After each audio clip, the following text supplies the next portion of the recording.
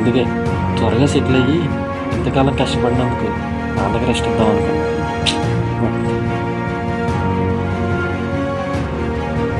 అయినా అబ్బాయి లైఫ్ అనుకున్నది ఈజీ కాదు.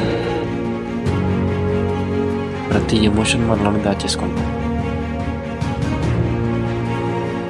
బయటికి మాత్రం ఎమోషన్లెస్ ఫీల్ అలా కనిపిస్తుంది. యా, నువ్వు అన్నట్టు నేను ప్రేమను చూపిస్తా, కానీ సక్సెస్ అయిన తర్వాత. కొడతామా? ఖచ్చితంగా ఈసారి అలాగైనా జాబ్. ప్రతి అబ్బాయి గుండె కోరికంటూ తెలుసమ్మా, వాళ్ళ నాన్న హక్ చేసుకోవాలని.